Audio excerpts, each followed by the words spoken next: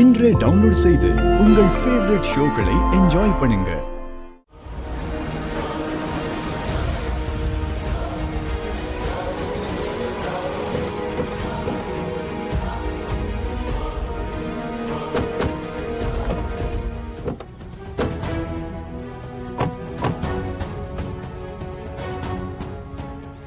ஏமா வெளியவே நிக்கிறீங்க? வீட்டுக்குள்ள அடைச்சிட்டு போலாம்ல. ஏய், இவ ஒரு பெரிய கண்டத்துல இருந்து தப்பிச்சு வந்திருக்கா. இவ உடம்புல இருந்த பேய விரட்டி விட்டுருக்க. மறுஜன்மம் எடுத்த மாதிரி திரும்பி வந்திருக்கா. ஆரத்தி எடுத்துதான் வீட்டுக்குள்ள கூட்டிட்டு போகணும். மீனாட்சியம்மா. ஆமா, இவங்களுக்கு ஆராத்தி ஒண்ணுதான் குறைச்சல். குடும்பத்தையே அழிக்க நினைக்கிறவங்கள வீட்டுக்குள்ள வச்சிருக்கிறதே டேஞ்சர் தான். இவங்களுக்கு ஆராத்தி எடுக்க கூடாது, மூஞ்சில ஆசிட்டு தான் ஊத்தணும். மீனாட்சியம்மா வாங்க. அம்மா, நீங்க போன்லயே விஷயத்த சொன்னதுனால நான் ஆரத்தியோடய வந்துட்டேம்மா. இந்தாங்கம்மா. கொடுங்க.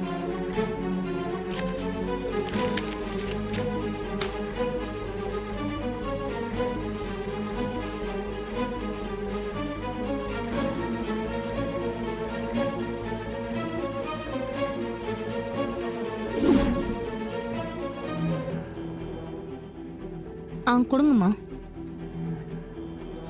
அக்கா, ரொம்ப பசிக்குதுக்கா. அப்படியா? சரி வா, ஏதாவது சாப்பிடலாம் வா.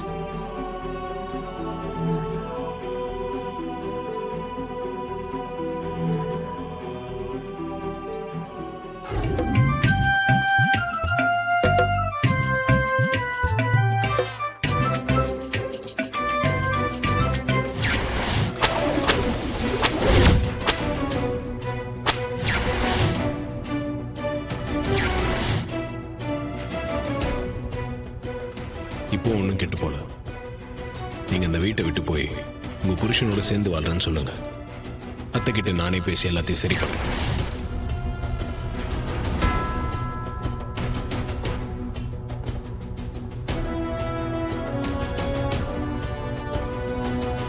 என்னங்க, எல்லாம் ஓகேவா? எல்லாத்தையும் செஞ்சது நீதானடா. எதையும் நான் மறக்கல. கோயில்ல சொன்னதெல்லாம் ஞாபகம் இருக்குல்ல? எதடா சொல்ற? இந்த வீட்டை விட்டு நீங்க போறத பத்தி தான் சொல்றேன். நான் எதுக்கு போகணும்? நீ சொன்னா நான் உடனே போயிடணுமா? அதானே நினைச்சேன். நீங்க இன்னைக்கு சொன்னதை செஞ்சிருக்கீங்க. எனக்கு தெரியும் நீங்க சொன்னதை செய்ய மாட்டீங்கன்னு. ஏய், இது ஏன் அக்கா வீடு. நான் எதுக்கு போகணும்? நான் இந்த வீட்டை விட்டு போயிட்டா என் அக்காவை ரொம்ப சுலபமா பழிவாங்கலான்னு பாக்குறியா? அது நடக்காதுடா. என் அக்காக்கு நிழல் மாதிரி இருந்து உன்கிட்ட இருந்து நான் காப்பாத்துவேன். என் அக்காக்காக என் புருஷனே தூக்கி போட்டுட்டு வந்தவன். நீ மிரட்டினா நான் போயிடுவேனா? என் அக்காவுக்காக நான் உயிரை கூட கொடுப்பேன்டா. ஆனா இந்த வீட்டை விட்டு நான் போக மாட்டேன். அப்ப இவ்வளவுக்கும் காரணம் நீதானா? என் தங்கச்சிக்கு பேய் பிடிச்சிருக்கிறதா சொல்லி என் கையாலேயே சாட்டையால அடிக்க வச்சிட்டியடா. கோயில்ல வேற அவளை ராத்திரி முழுக்க கட்டி வைக்கிற மாதிரி பண்ணிட்டே. என் தங்கச்சி நான் நல்லதா இருக்கேன்னு சொன்னதை நான் நம்பாம முட்டாள்தனமா நடந்துகிட்டேன். ஏய், இனிமே உன்னை சும்மா விட மாட்டேன்டா. உன்னை அடக்கிறதுக்கு அவன் தான் சரியான ஆளு. அவனை வர வச்சு நான் உன்னை எப்படி ஓட விடுறேன்னு பாரு. உங்களை இந்த வீட்டை விட்டு அனுப்பாம நான் விட மாட்டேன். அதையும் பார்க்கலாம். பார்க்கலாம்.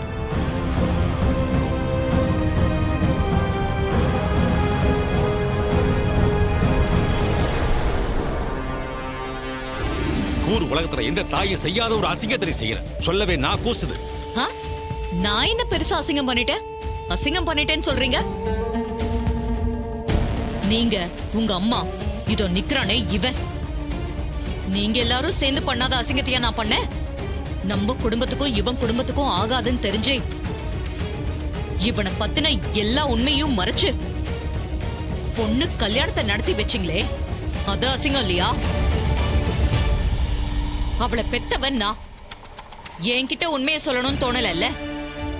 நீங்க எதையும் சொல்ல மாட்டீங்க. நான் மட்டும் உங்ககிட்ட எல்லாத்தையும் சொல்லணும்.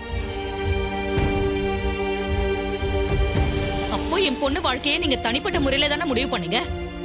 இப்ப என் பொண்ணுக்கு எது நல்லது எது கெட்டதுன்னு நான் முடிவு பண்ணா உங்களுக்கே இவ்ளோ கோவம் வருது. நான் தான் இவளுக்கு கல்யாணம் பண்ணி வச்சேன், இல்லன்னு சொல்லல. இப்ப என்ன கெட்டா போயிட்டா? நல்லா தானே இருக்கா. ஆனா இப்ப நீ பண்ணக்கூடிய காரியம் அவளுக்கு நல்லதான்னு நீயே யோசிச்சு பாரு.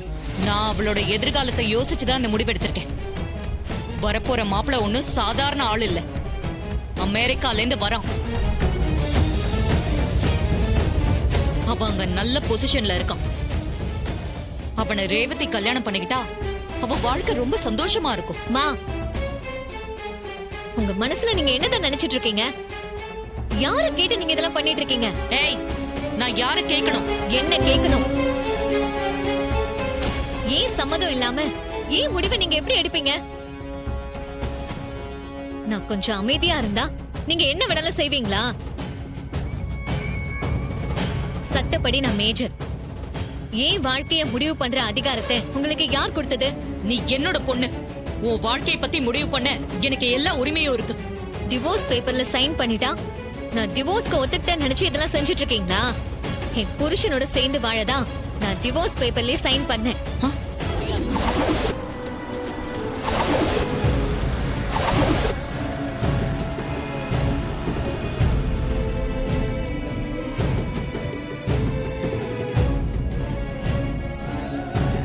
வா போல வா. வாடி. மா, அத்தை, வாடி. ஒட்டம் பிடிக்காம வா ரேவதி. மா, விடுங்கம்மா, விடுங்க. ச்சே.